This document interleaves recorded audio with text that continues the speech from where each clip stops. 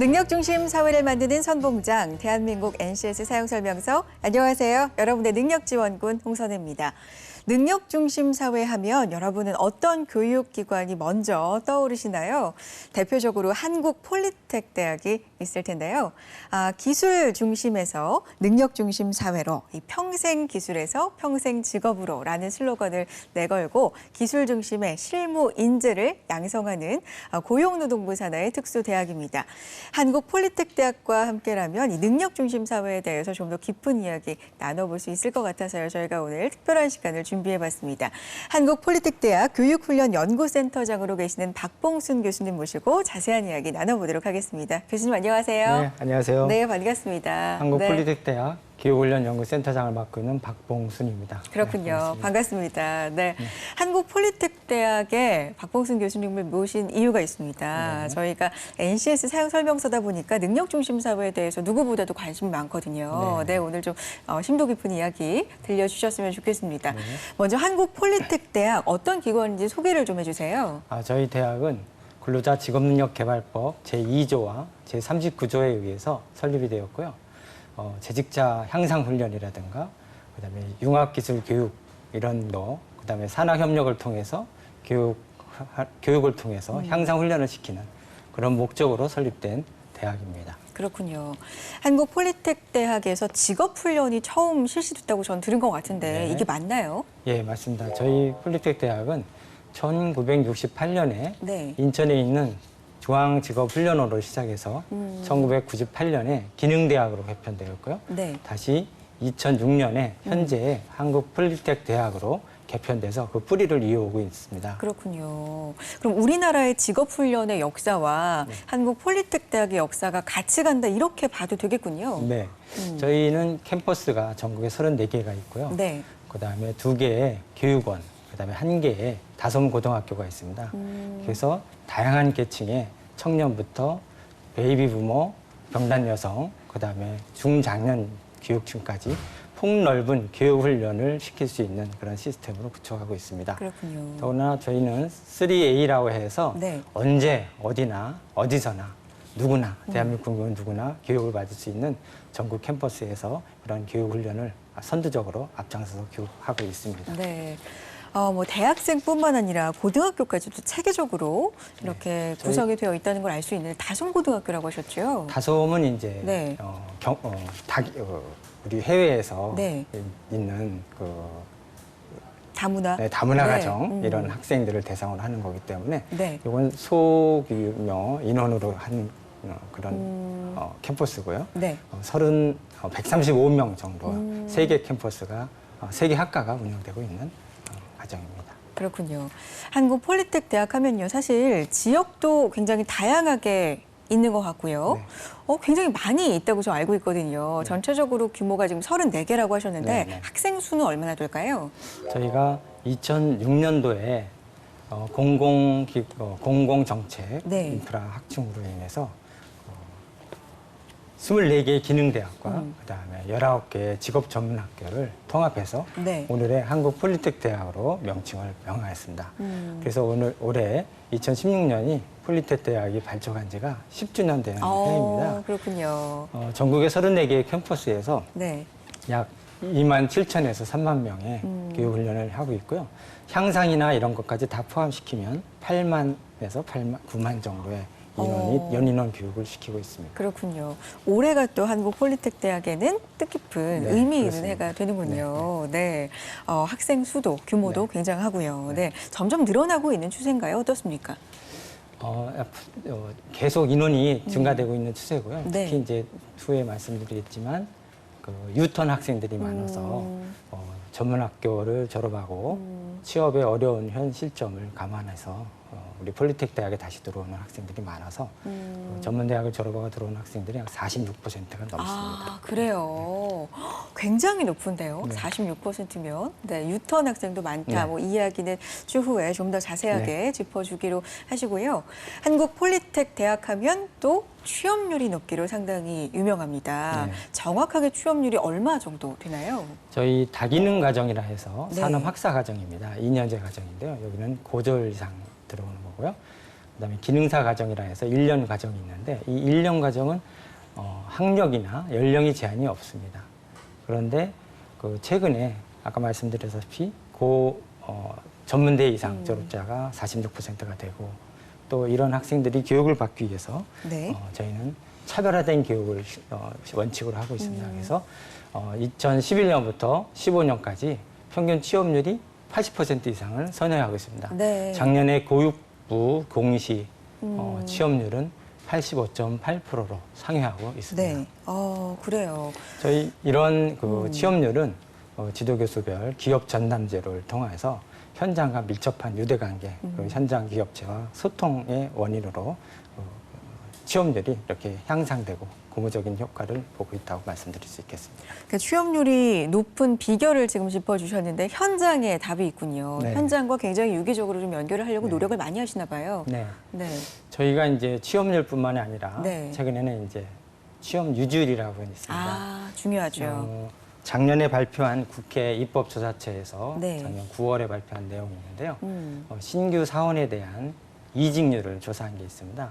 거기에 63%가 2년 이내에 신규 사원들이 퇴사하는 걸로 나와 있습니다. 네. 저는 저희 대학은 그거에 관하지 않고 저희 취업 유지를 위해서 노력한 결과 아주 높은 퍼센티지를 취업률보다 더 높은 실적을 보이고 있습니다. 그렇군요, 교수님. 그러니까 취업 유지율이라고 지금 강조를 해주셨는데, 네. 그러니까 신입사원들의 이직률이 상당히 좀 사회 문제로까지 되고 있잖아요. 네. 근데 유지를 하고 있는 비율이 그만큼 높다는 건 어떤 의미가 있을까요? 취업 유지율이 이제 높다는 것은 네. 이직률이 적다는 네. 거 아닙니까? 이직률이 적다는 것은 다시 말씀드리면 이제 학생하고 기업체하고 조건이 일치가 된다는 얘기 아닙니까? 그래서 저희는 양질의 네. 취업처를 발굴해서 재학생들이 사회에 정착할 수 있는 그런 기업체를 발굴해서 취업시키는 것을 목적으로 해서 그 취업 시스템을 아주 체계화돼서 전 교수들이 노력을 하고 있습니다. 네. 한국폴리텍대학 정말 높은 취업률로도 유명하지만 지금 사실 취업 유지율이 정작 굉장히 중요하다라고 짚어주셨습니다. 그리고 그것도 높게 유지시키기 위해서 노력을 많이 하고 계시는데 많은 청년층들이 취업을 하는 것도 중요하지만 들어가서 만족을 못하고 이직을 한다면 사실 그것도 큰 문제지 않습니까? 네, 그렇습니다. 그렇기 때문에 유지율도 좀 유지를 하고 계시고요.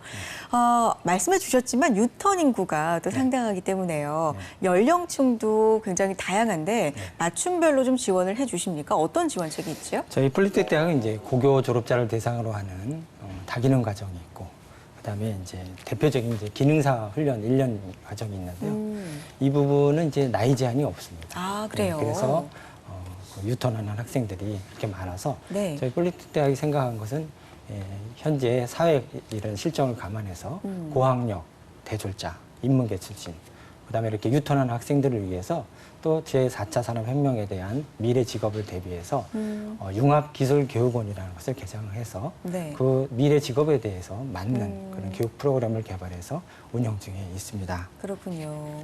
전문대학을 졸업하고 나서 오는 학생들도 있지만 4년제 학사를 따고 오는 분들도 꽤 되나 봐요. 어떻습니까? 그런 학생들도 상당히 있습니다. 저희가 통계는 전부 다 전문대졸 이상 네. 출신으로 해서 나온 게 46%라고 네. 말씀드릴 수가 있겠습니다. 그렇군요. 요즘 사회적으로 취업이 워낙 어렵다 보니까 그런 사회적 분위기가 반영돼서 입학자들이 좀 늘고 있는 이유도 분명히 될 수 있겠죠. 네네. 네. 저희가 이제 전국에 34개가 교과 네. 편성을 하고 있는데 네. 그 교과 편성은 해마다 네. 그 전년도에 해당하고 있습니다. 지금 내년도 교과 편성을 지금도 시작하고 있는데요. 네. 그것은 이제 7월 22일 날 발표한 능력 단위를 세 분류 847개, 그다음에 능력 단위가 1,599개를 네. 확정 고시했습니다. 저희가 그것을 기다렸다가 지금 2학기에 들어서 내년도 교과 편성을 지금 실시하고 있고요. 네. 이 교과 편성은 이제 다기능 과정에는 149개, 그다음에 기능사 과정에는 129개, 그다음에 저기 화기 전공 심화 과정이라고 있습니다. 거기에 10개, 그다음에 기능장 과정이라고 또 있습니다. 거기에 11개 학과가 되는데 그밖에 이제 향상훈련이라든가 이런 종목에 대해서 전 과정을 NCS 기반으로 해서 교과 편성을 실시하였습니다. 그러니까 NCS가 이제 확정 고시가 되면서 전면적인 개편, 개정에 착수하셨다는 말씀입니다. 그 가지수가요 어마어마하다고 들었습니다. 1,698개 과정의 전면 적용이라고 하는데 맞나요, 교수님? 1,698개보다 이제 네. 그거는 이제 아까 말씀드린 거는 고정된 학과고요. 향상 훈련은 항상 프로그램이 변하기 때문에 그렇군요. 수치는 그거보다 더 많습니다. 네. 그래서 지금 작년도 수치가 1,992개 정도가 됩니다. 저희가 이제 NCS 기반으로 교과 편성을 한 것을 네. 2013년도에 향상 훈련 과정을 시범으로 적용해서 14년도, 15년도에 본격적으로 전 과정을 다 이렇게 NCS를 적용해서 교과 편성을 해오고 있습니다. 네. NCS 적용하시면서 어떤 점에 가장 역점을 두고 연구를 하시고 개발을 하고 계세요? 저희가 이제 NCS에 대한 교과 편성을 하는데 이제 네. 문제가 뭐냐면 네. 수준별로 능력 단위가 나와 있습니다. 그래서 그 수준별로 교육하는 것이 가장 좋은 효과를 볼 수 있는 내용이라 합니다. 뭐냐면 특성화고에서 혹은 일반 고등학교에서 NCS를 보고 배운 학생들이 입학하게 됩니다. 네. 그럼 저희 폴리텍에서 교과 편성을 하고 있는 것이 중복될 가능성이 있기 때문에 그렇죠. 그 중복된 이수한 학생들을 또 교육한다면 시간 낭비고 예산 낭비이기 때문에 그걸 적정하게 평가를 해서 인증하는 제도로 해서 그 수준이 이수된 것은 건너뛰어서 다음 수준의 교육을 편성을 하는 그런 이원화 제도를 저희가 도입하려고 합니다. 그렇군요. 네. NCS도 직무 능력별로 이제 수준을 나눈다 이런 언급해 주셨는데 이런 어떤 방식으로 훈련을 하는지 이걸 어떻게 적용을 훈련에 하시는지도 궁금합니다. 네. 네. 저희가 이제 NCS를 적용해서 교육한다는 것은 크게 이제 세 가지로 볼 수가 있겠습니다. 네. 기존의 교과는 교과목 중심으로 이렇게 교육을 해왔는데요. 이 NCS는 능력 단위 중심으로 그다음에 모듈형 교육으로 실시하게 됩니다. 그래서 가장 큰 변화의 하나는 교과목 편성이라고 보고 있습니다. 네. 네, 저기 있는데요. 네. 교과목 편성은 이제 기존에는 이제 자동차 엔진 정비가 과목이었습니다. 네. 그러나 지금 NCS가 개발되면서 2수준, 3수준의 능력 단위별, 저기 윤활장치 정비라든가 냉각장치 정비는 능력 단위가 되겠습니다. 네. 이 능력 단위들이 쭉 수준별로 현장 전문가에 의해서 개발이 되어 있습니다. 그래서 좀 더 세분화가 되었군요. 네. 네. 그 능력 단위별로 수준별 교육이 가능하다. 이제 첫 번째 NCS를 도입해서 나올 수 있는 효과라고 볼 수가 있겠습니다. 첫 번째는 그렇고요. 두 번째는 교육 훈련 방법에서도 좀 변화가 있지 않을까 싶은데요. 네, 맞습니다. 저희가 이제 NCS를 활용한 그 훈련 과정 실무 이해라는 게 있습니다. 네. 소위 교과 편성 매뉴얼이라고 하는 것인데 이게 이제 한국산업인력공단과 고용노동부가 5차례에 걸쳐서 수정 개편한 내용이 되겠습니다. 네. 거기에 보시면 이제 교과 편성에 하다는 방법이 다 나와 있고 특히 이제 교수자들이 필요한 훈련 운영 계획서가 있고요. 학습자들이 필요한 학습 네. 안내서가 있습니다. 이 학습 안내서에는 그 능력 단위에 대한 개요, 그다음에 학습 활동, 그다음에 필요한 자료, 그다음에 이제 지금 말씀드리는 자기 평가서라고 있습니다. 네, 자기 평가서가 있는데 이 자기 평가서에는 그 능력 단위 수업을 받기 전에 준비해야 될 사항들, 그다음에 훈련을 받으면서 평가하고 또 결과 나온 다음에 평가하는 것을 자기 스스로 평가를 해보는 겁니다. 그 양식이 전부 다 그 매뉴얼에는 다 있기 때문에 교육을 받으면서 평가를 해서 자신이 있으면 그 능력을 이수할 수준이 도달했다고 판단이 되면 지도교수한테 가서 이제 수행 평가를 받는 것입니다. 네. 그렇군요.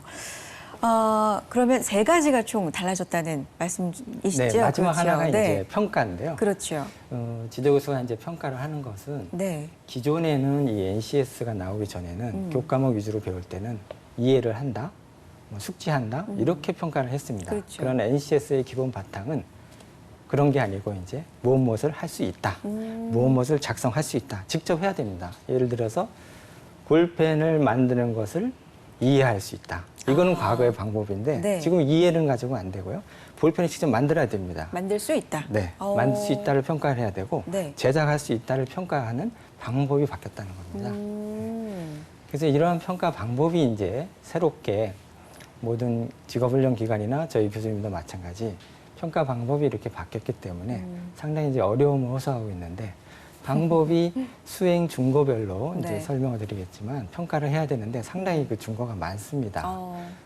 과거에는 이제 기말고사, 중간고사를 그렇죠. 평가를 해서 총점을 네. 냈지만 이 NCS는 능력 단위별로 이수를 해야 그 다음 평가, 그 다음 과정으로 넘어가는 그런 시스템이 되어 있는데 그렇군요. 이 수준별로 평가를 상당히 종목도 많고 하기 때문에 지금 한 학기, 한 클래스당, 한 반당 30명 평가하려면 이게 상당히 많은 시간과 자료가 필요한 겁니다. 그래서 좀 그렇군요. 어려움이 있습니다. 그런 어려움이. 네. 그도 그럴 것이 지금 능력 단위 구성이 나와 있는데 네, 저기 상당히 나와 다양해요. 있는데요. 저거에 대해서 잠깐 설명을 드리면 네. 이 왼쪽에 있는 직무가 7월 22일 날 발표한 세 분류가 되겠습니다. 네. 저게 이제 훈련 직종이 되고요. 네. 847개를 발표한 것이 바로 그 내용이 되겠고요. 그다음에 능력 단위 1599개라는 것이 그 다음 단계가 되고요. 그다음에 능력 단위 요소가 있는데 능력 단위 요소에는 수행 준거가 있습니다. 그 수행 준거에는 현장에서 능력 단위 요소를 완성할 수 있을 KSA라고 서 얘기하는데 지식, 기술, 태도가 네. 전문가들에 의해서 다 개발을 해놨다는 네. 것입니다. 그래서 교육훈련 기관은 그 방법대로 교육을 시켜야 되고 또 평가 기관은 그 방법대로 평가를 합니다.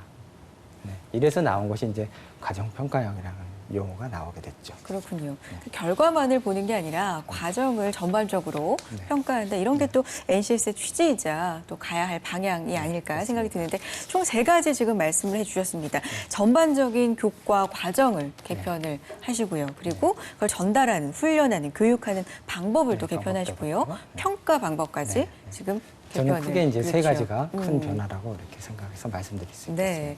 있겠습니다. 이 3가지가 큰 변화인데 얼마나 걸려서 지금 개편을 중이신 거예요? 학과 개편은 해마다 이렇게 한다는 걸 해마다. 말씀드렸고요. 네. 이 학생들의 만족도를 이제 저희가 작년에 네. 그 NCS 기반 교육훈련 과정의 성과 분석 및 개선 방안을 대해서 외부 연구 용역을 한번 줘봤습니다. 그래서 거기 결과가 나온 것은 물론 외부 기관이 이제 우리 폴리텍에 진행되고 있는 캠퍼스를 방문해서 무작위로 이제 설문을 받은 건데요. 거기서는 68.5%가 이 과정이 새롭다, 만족하다 이렇게 생각을 대답을 했고요.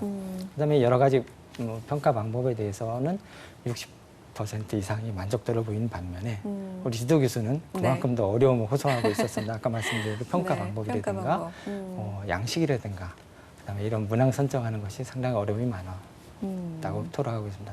저희는 그래서 이거를 좀 더 어떻게 편하게 개편할 수 없을까 해서 그 자체적으로 스마트 KNCS라고 하는 전산 시스템을 개발을 해서 그게 뭐예요? 이게 이제 평가 방법에 네. 능력 단위를 하나 교과 편성할 때 선택을 하면 그 능력 단위에 포함되어 있는 능력 단위 요소나 중고가 모조리 컴퓨터상으로 따라오게끔 돼 있어서 교과 편성하기가 쉽게 이렇게 되어 있습니다. 그다음에 그에 따른 양식도 전산화돼 있어서 점수를 환산하기가 쉽게 이렇게 해놨습니다. NCS의 취지는 좀 살리면서 가르쳐 주신 교수님들의 좀 노고는 그렇죠? 덜어드릴 수 있는 방법으로 또 연구를 많이 하고 계시는 것 같은데 NCS 기반의 평가 유형에 대해서도 궁금합니다. 네.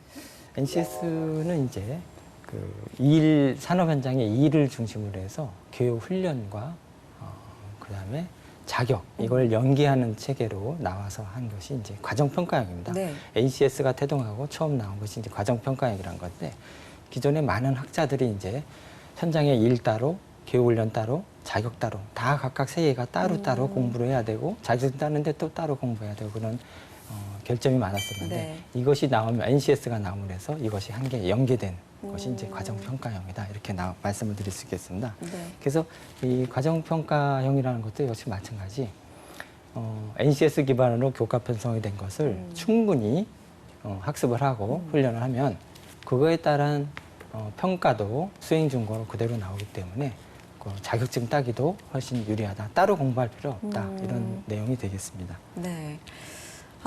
지금 나오고 있습니다. NCS 기반 과정평가형 도입 배경에 대해서 나오고 있는데 어떤 내용일까요?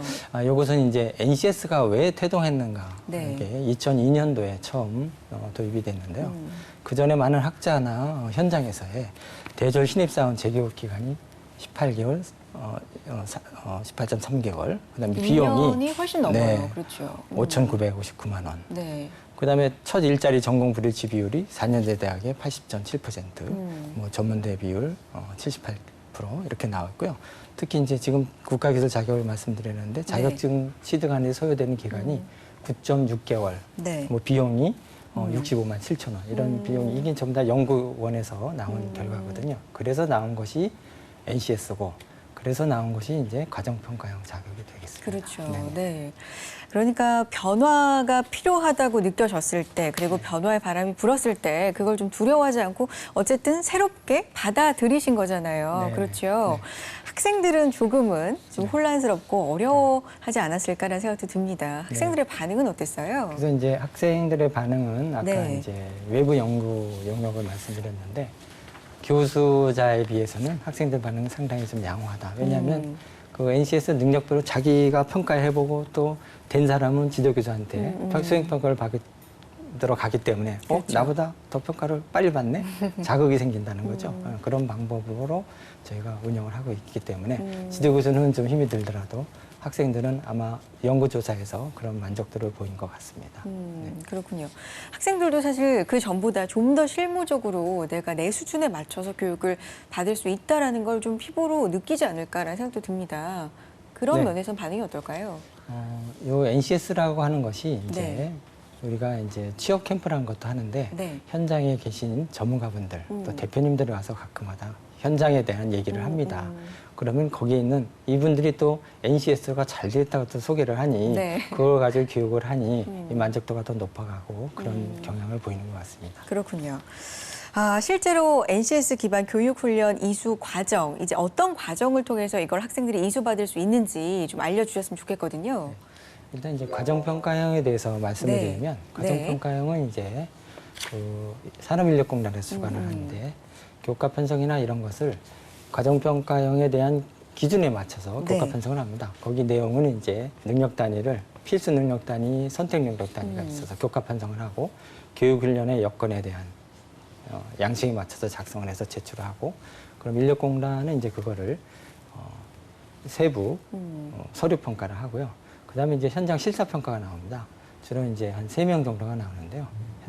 대학 교수들 2분하고 인력공단의 이제 전문가분들이 나와서 현장 실사를 하고 교육훈련 여건이 조성되어 있는가, 장비는 신청한 자료대로 있는가 이런 조건들을 파악해 간 다음에 여기 보시면 이제 자격정책심의위원회에서 네. 최종 심의를 거쳐서 이제 훈련 기간을 확정해 주는 겁니다. 그렇군요. 네. 이 일련의 과정이 어느 정도의 기간이 걸릴까요? 요거는 한 3개월 정도. 3개월 네. 정도에 걸쳐서. 내년도에 네. 과정평가형 공고는 이미 네. 나 있습니다. 그래서 그래요? 9월 말 정도까지 네. 접수를 하고요.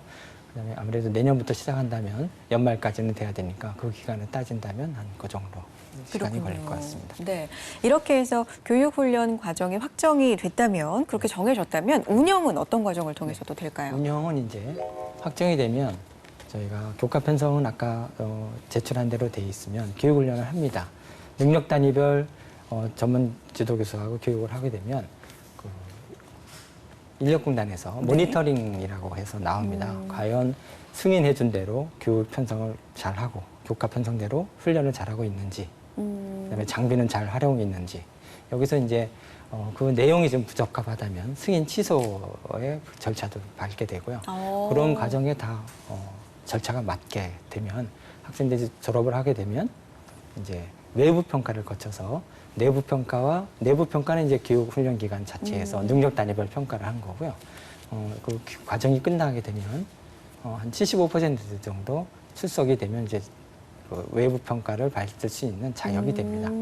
그러니까 외부 평가를 거쳐서 적정 기준이 되면 이제 교과기술 자격 이수증이 나오는 겁니다. 그런 제도로 되어 있습니다. 그렇군요. 네. 운영은 참고로 한번 또 말씀드리면 네. 이제 내부 평가, 외부 평가가 네. 1대1로 50%해서 100점 만점이 되고요.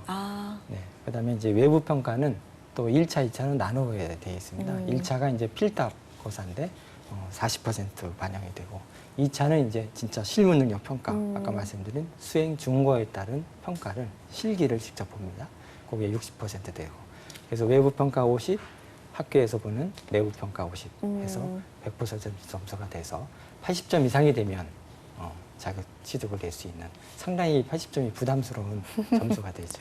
그러니까요. 어느 정도나 도달을 할까요? 학생들 중에서 부담스러운 점수인 거는 맞는 것 같거든요. 네. 기존에 이제 국가기술 자격 검정 퍼센트보다 네. 합격률이 상당히 저조합니다. 왜냐하면 그렇죠. 이렇게 엄격하고 해서 그렇겠죠. 이게 아무래도. 과정 이수형 평가다 해서 자격증을 그냥 주는 제도가 아니고 네. 더 엄격한 제도로 관리하고 자격을 부여하는 걸로 그렇게 돼 있습니다. 그렇군요. 그래서 훨씬 좀 더 낮지만 많은 네. 능력 단위별 교육 훈련을 실시해야 되고 학생 스스로 많은 반복적인 실습을 거듭해야 됩니다. 그렇군요. 그러니까 그렇기 때문에 NCS 기반으로 교육 과정을 개편을 안 하실 수가 없을 것 같고요. 네. 그 과정에 이미 착수를 하셔서 많은 연구를 지금 진행해 오시고 있는데 구체적으로 어떻게 개편이 되는 건지 좀 자세한 설명 좀 부탁드릴게요. 저희는 이제 교과 편성을 개편한다는 건 말씀드렸고 네. 이것을 수준별 교육을 실시하려고 합니다. 아까 말씀드린 대로 이수한 혹은 다른 교육훈련기관에서 이수하고 들어온 학생들을 재교육할 필요가 없이 적정한 심사를 해서 패스를 시키고 다음 단계 수준까지 교육을 해서 이런 이원화하는 교육 시스템을 구축하려고 하고요. 시범으로 이제 내년부터 실시를 한번 해보려고 하고요. 예를 들어서 이제 2수준부터 8수준까지 있는데 CNC 그 절삭 가공 레벨 4다 네. 혹은 2다 이런 식으로 해서 그 과정 수준별로 이제 교육을 시키는 체계가 그렇군요. 되고 있습니다. 네. 그러니까 도전을 하고 싶은데 나는 좀 모자란 것 같다. 이 친구들하고 섞여서 배울 수가 없을 것 같다. 그런 점에 대해서 두려워할 필요가 점점 없어지는 거라고 볼 수 있겠네요. 네, 그래서 아까 기능사 과정인 경우에 네. 뭐 다양한 연령층과 다양한 계층의 학력을 가지고 있습니다. 그렇죠. 그래서 이제 그런 부분에는 물론 1년 과정이지만 이렇게 수준별 학습을 했을 경우에 중복됨이 없이 할 수 있고 다기능 과정은 이제 2년 과정이기 때문에 사전 학습을 한 그런 능력 단위를 수료한 학생들에 대해서는 패스가 되기 때문에 수료가 아마 한 학기 정도는 빨라지지 않을까 그런 예측을 하게 됩니다. 오히려 기술이 있고 더 잘하는 학생들은 수료나 졸업이 더 빨라질 수도 있는 거고요. 그렇죠. 그게 그렇죠. 이제 저희는 국가 예산으로 운영하는 기관이기 때문에 그렇죠. 빨리 현장으로 보내서 산업 현장에서 일을 할 수 있게 하는 책무가 있죠. 네.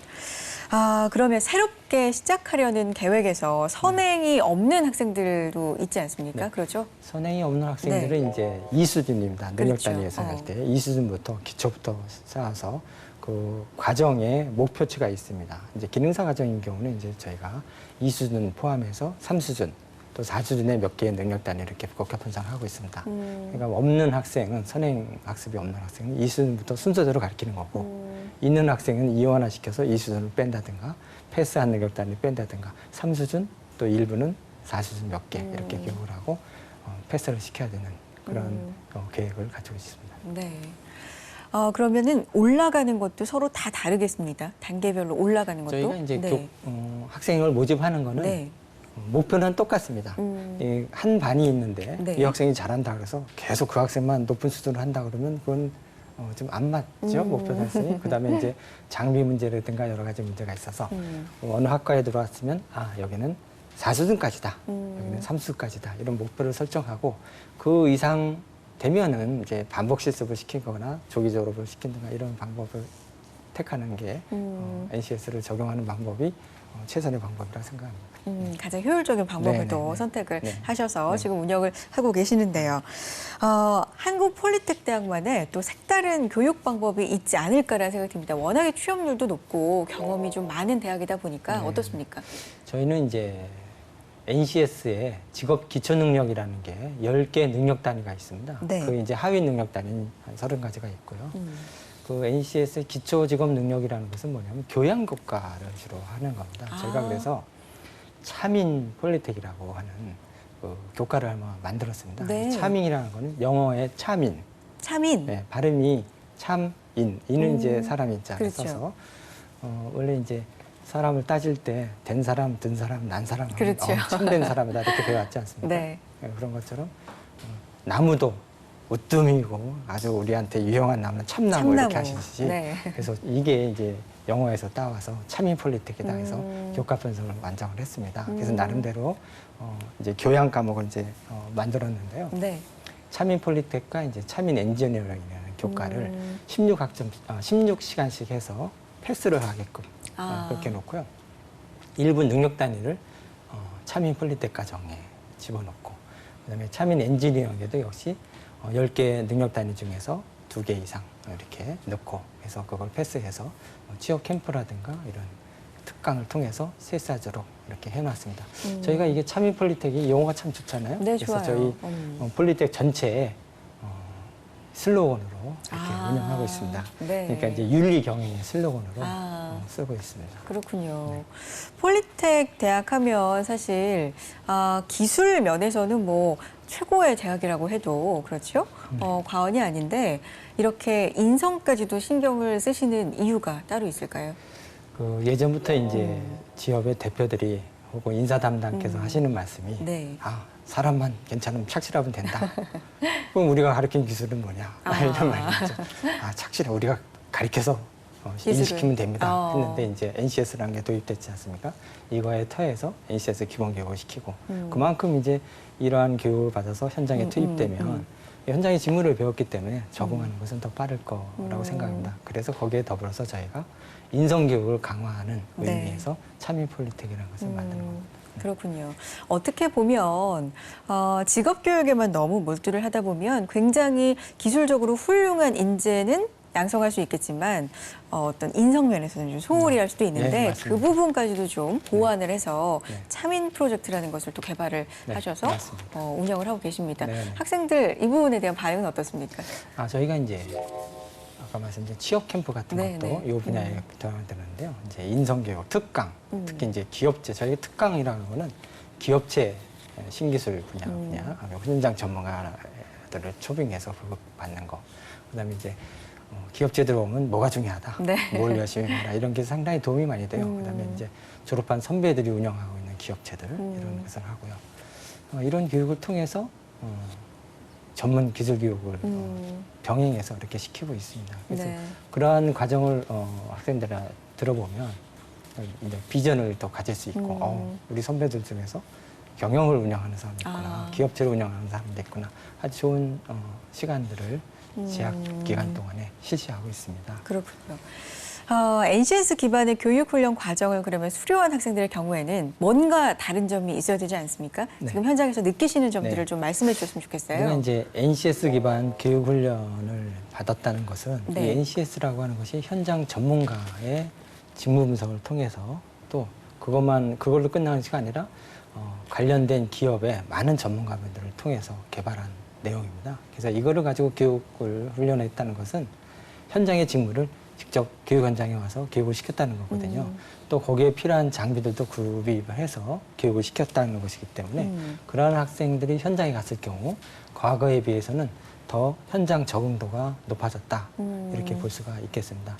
그래서 저희가 차후에 더 이제 연구를 할 과정이 됐는데 네. 기존 교육을 받고 취업한 학생들과 NCS를 교육을 받고 취업한 비교를 학생들의 좀, 네. 비교 분석을 해서 연구 보고를 하는 과정이 또 하나 있는 것 같습니다. 그렇군요.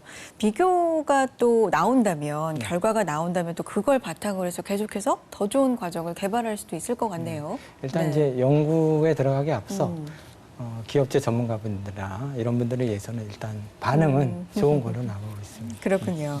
NCS가 취업을 위한 도구뿐만 아니라 사실은 경력 개발 면에서도 굉장히 유용한 그런 제도 아닙니까? 그렇죠. 네, 네. 이런 면에서도 좀 착안을 맞습니다. 하셨나요?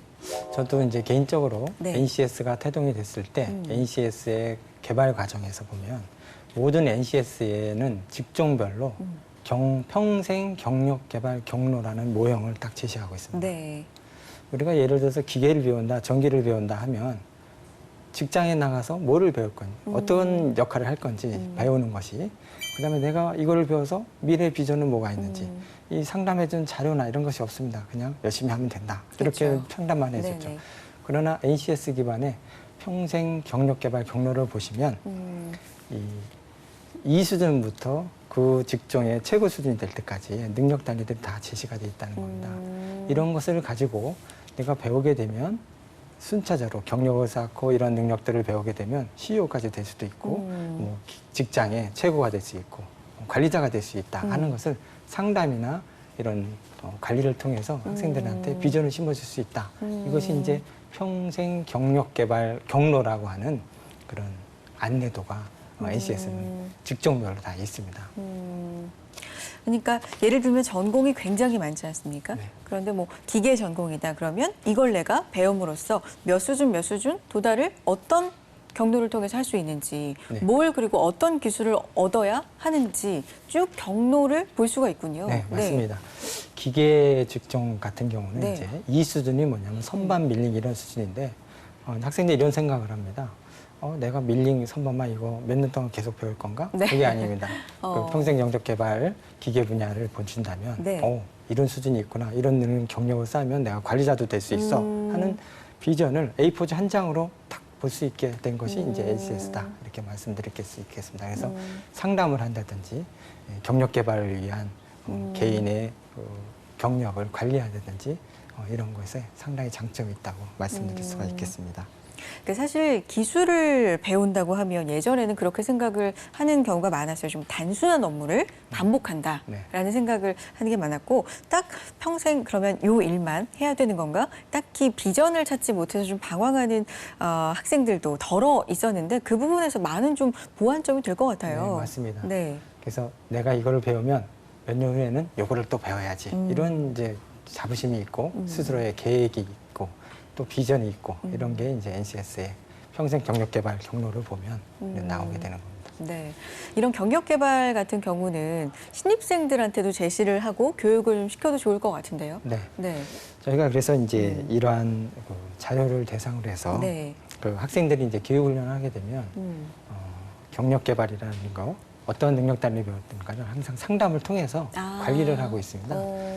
그리고 이제 이게 이제 취업이 결국은 연계가 네네. 되잖아요. 저희 그래서 폴리텍 대학은 그 소그룹 지도로 운영을 하고 있습니다. 지도 교수별 한 15명 정도의 세분화해서 교육을 지도하고 있고요. 네. 그러니까 한 학생에 대한 능력이라든가 성격이라든가 이걸 지도 교수가 아주 상세히 파악하고 있겠다 하는 거죠. 그래서 그렇게 운영을 하고 관리를 하고 교육을 하고 평가를 해줘서 기업체와 매칭을 시켜서 우리나라의 취업률이라든가 취업 유지율이라든가 네. 이런 실적을 보이게 될 거로 그렇군요. 생각합니다.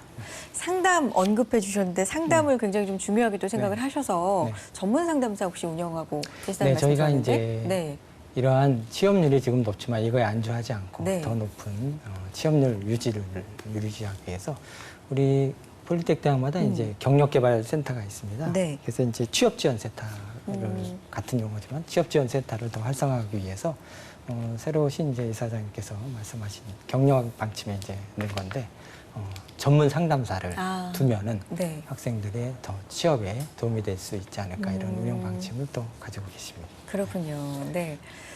학생들을 또 가르쳐 주시는 교수님들 또한 이 NCS에 맞게 임용을 하는 방향으로 변하고 있다고 들었는데요. 네, 이건 어떤 맞습니다. 방식인가요? 저희가 이제 폴리텍 대학이 아까 1968년부터 직업훈련으로 시작해서 그렇죠. 설치됐지 않습니까? 네. 약 48년, 50년째가 돼가고 있는데요. 그러다 보니까 교수님들 연령이 상당히 많습니다. 그래서 향후 5년간 한 351명이 퇴직을 하게 되고요. 그다음에 네. 10년간 한 70%의 교원이 바뀌게 됩니다. 나가시게 됩니다. 그래서 대단한 변화네요. 네. 네. 기존에 이제 교원을 모집을 할 때는 기계 계열 몇 명, 전기 계열 몇 명, 자동차 몇 명 이렇게 모집을 했습니다. 네. 그러니까 이제 NCS 기반 채용이라고 하는 거는 NCS의 세 분류의 능력 단위들이 다 있지 않습니까? 그래서 NCS의 전공별로 세 분류의 실무 능력 중심으로 모집 공고가 나가고 있습니다. 예를 네네. 들어서 기계 설계 분야로 하면 도면 해독과 치공구 설계 능력, 그다음에 이제 기계 분야 또 공유압 제어 및 유지 보수 이런 식으로 아주 구체적으로 세분화해서 모집을 하고 있습니다. 네. 네, 그러다 보니까 이제 서류는 1차를 서류 전형을 하고요. 2차 역량 평가 심사에서 적성 검사, 인지성 검사는 하고 그다음에 이제 본인이 원하는 지원하는 분야의 강의 평가를 또 합니다. 한 20분간에 걸쳐서 강의 평가를 하고요. 그다음에 이제 NCS에 있는 직무 능력 역량 평가를 출제를 해서 실제적으로 학생들을 가르칠 수 있는 능력이 갖추었는가 그런 평가를 거치게 됩니다. 그다음에 마지막으로 이제 심층 면접 통해서 선발을 하고 있습니다. 그렇군요. 기존의 교수님들 뭐 정말 연륜이라고 하잖아요. 그 연륜과 뭐 내공을 통해서 많은 가르침을 또 받을 수 있겠지만 이렇게 새로 뽑힌 교수님들을 통해서는 좀 뭐랄까요. 폴리텍대학에 새로운 또 바람을 일으킬 수 있을 것 같다는 생각이 네, 듭니다. 맞습니다. 네. 올해도 23명의 교원을 네. 전반기에 뽑았고요. 지금 모집 중에 있지만은 하반기에 61명을 뽑게 되어 있습니다. 네. 거기에는 이제 저희가 퇴직하는 교원의 직종만 이렇게 뽑는 것이 아니라요. 앞으로 미래 산업 변화에 따라서 특히 이제 요새 화두가 되고 있는 제4차 산업 분야에 네. 새롭게 일자리가 창출되는 분야 직종에 저희가 모집을 해서 공모를 해서 학과 개편이 되면은 그 직종에 맞는 교원을 또 뽑습니다.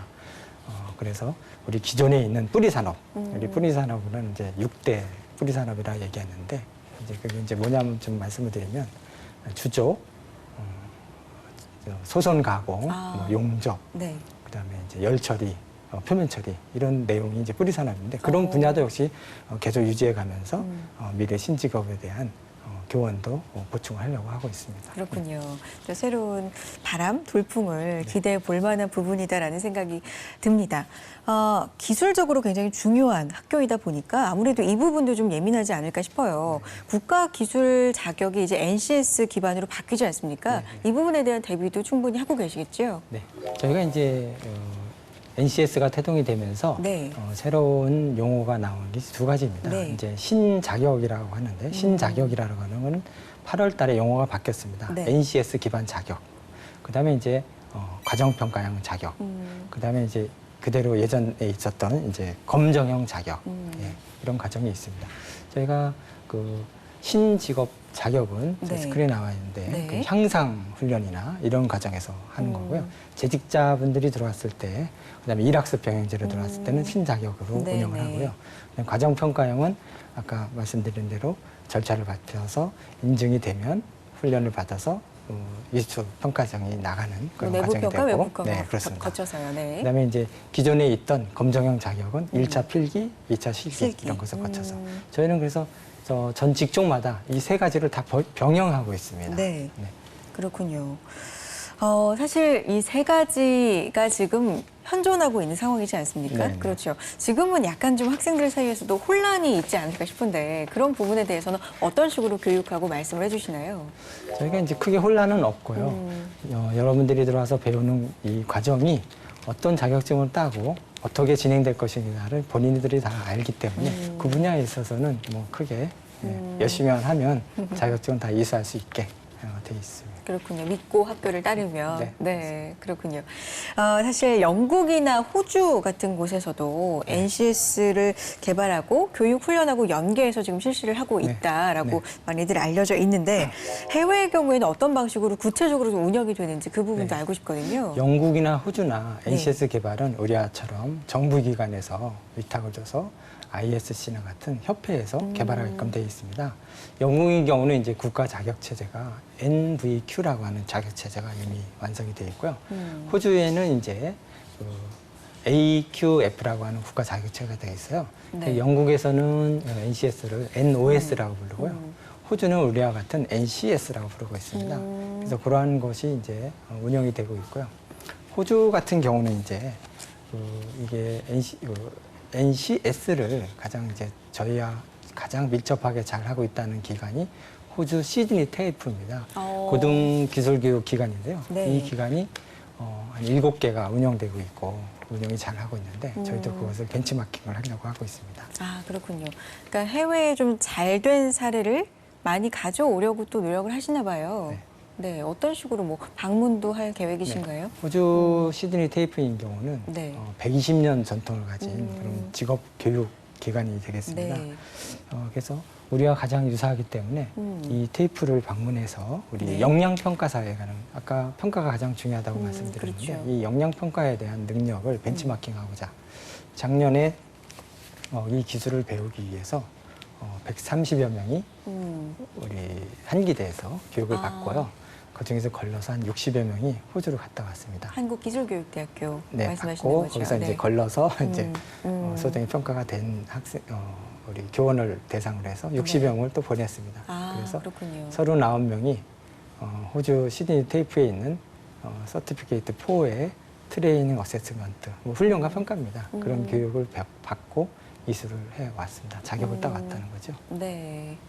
잘된 점은 또 보고 벤치마킹하고 배워야 되겠지만 우리 한국만의 특수한 것들은 또 그 특성에 맞게 살려야 되지 않을까라는 생각이 드는데 그 부분도 좀 중점을 두고 계세요? 네, 맞습니다. 그래서 이러한 이수하시는 분들이 네. 앞으로 NCS의 활용과 적용해서 아주 선봉 투자로서 우리 많은 역할을 하게 되고요. 특히 이분들은 이제 교과 편성은 의무적으로 나와셔야 네. 되고요. 왜냐하면 이제 전문가가 다 되셨기 때문에 그다음에 이제 그 평가에 대해서 많은 변화를 주려고 저희 자체적으로 연구를 하고 있습니다. 그렇군요. NCS가 사실 성공을 하기 위해서는요, 뭐 공공기관이나 공기업에서 지금 앞장을 서고 있지만 이렇게 학교까지도 교육까지도 많이 이렇게 영향을 미쳐서 자라나는 배워서 사회에 나오는 학생들이 NCS 기반으로 교육을 받고 나오면 사실 저절로 NCS 기반의 능력 중심 사회가 되지 않겠습니까?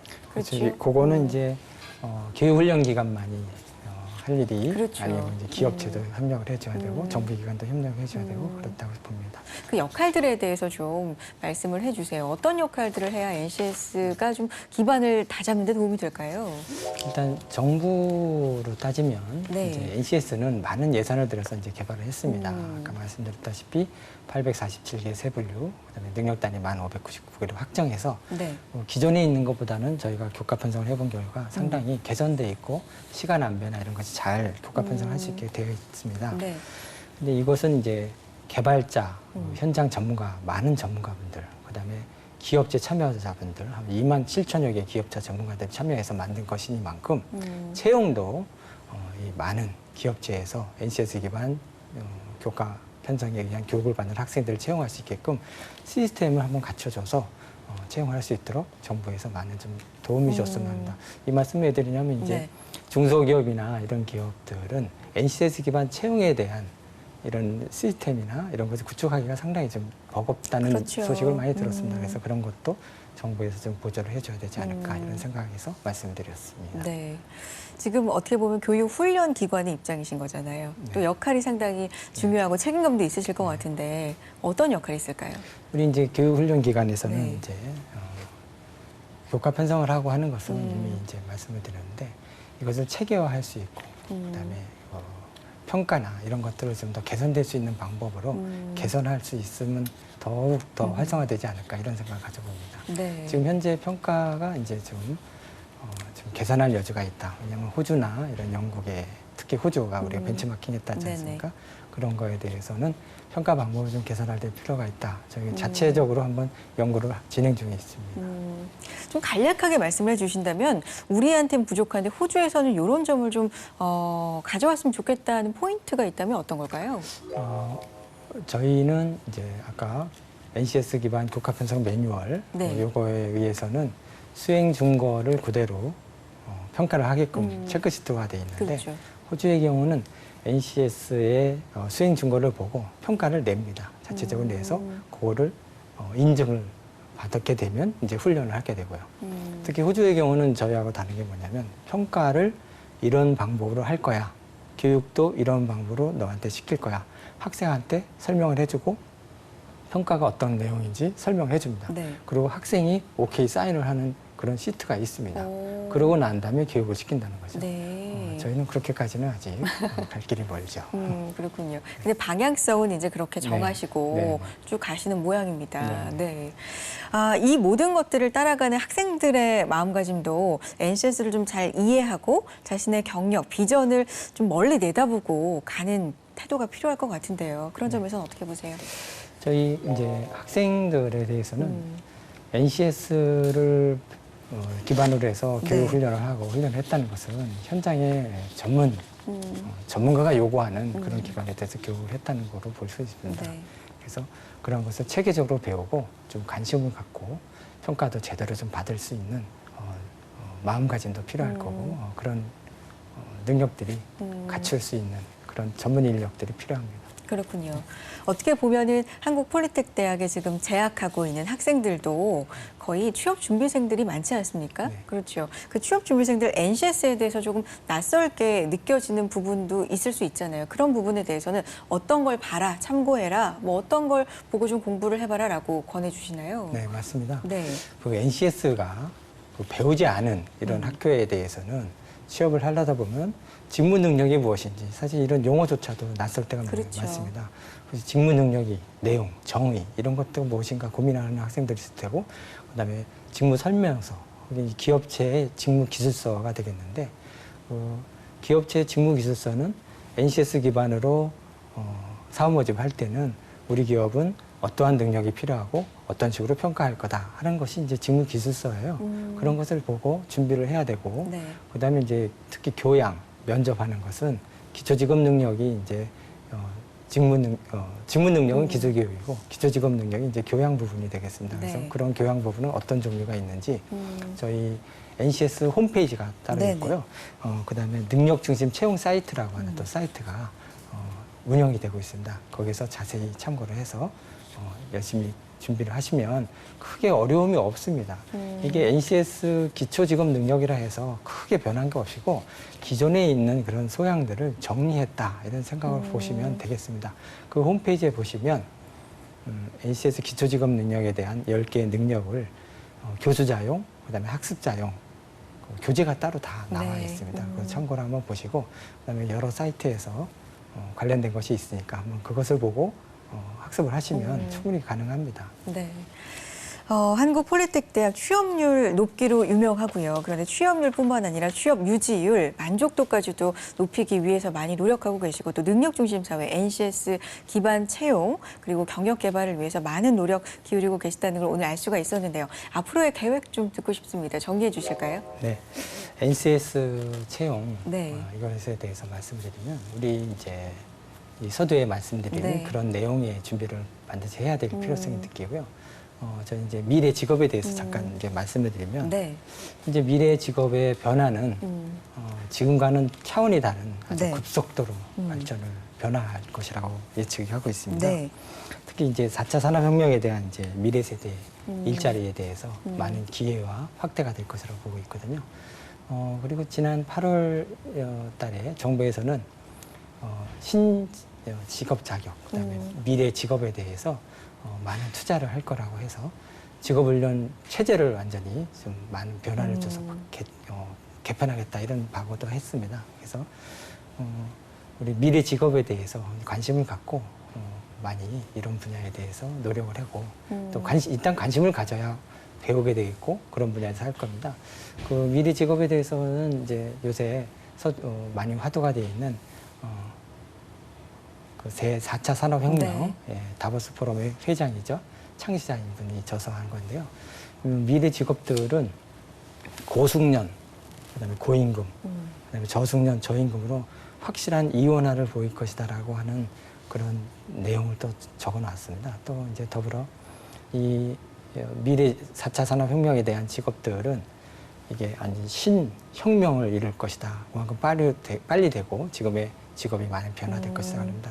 저희 그래서 폴리텍 대학은 이런 분야에 대해서도 준비를 하고 있는데 그게 바로 이제 융합기술교육원입니다. 거기에서는 이제 4차 산업에 관련된 생명 정보나 그다음에 그 데이터 응용 분야, 그다음에 인베디드 같은 분야를 운영하고 있고요. 4차 산업 관련이군요. 네, 그런 분야가 있고 그다음에 이제 이거 융합기술교육원 말고 저희 내년부터 또 운영하고 하는 네. 게 몇 개의 캠퍼스에서 시범적으로 운영할 게 이제 하이테크 과정, 이제 고급 과정이라고 네. 부르는데 이 분야를 고학력자 출신으로 해서 저희가 고학력자들을 빨리 단기간 교육을 시켜서 현장에 적응할 수 있도록 이런 제도를 운영 예정 중에 있습니다. 그렇군요. 맞습니다. 사회가 변하는 만큼 말씀하신 것처럼 직업도 유기체처럼 변화를 하니까요. 그 변화에 발맞춰서 NCS를 대비하고 준비하고 또 함께 능력 중심 사회를 향해서 나아가는 노력이 필요할 것 같다는 생각을 해보게 됐습니다. 자, 한국폴리텍 대학 교육훈련 연구센터장으로 계시는 박봉순 교수님과 함께했습니다. 고맙습니다. 네, 감사합니다. 네. 대한민국 NCS 사용설명서 오늘 저희가 준비한 소식은 여기까지입니다. 능력 중심 사회를 위해서 다음 이 시간에도 알찬 내용 가지고 찾아오겠습니다. 여러분 고맙습니다.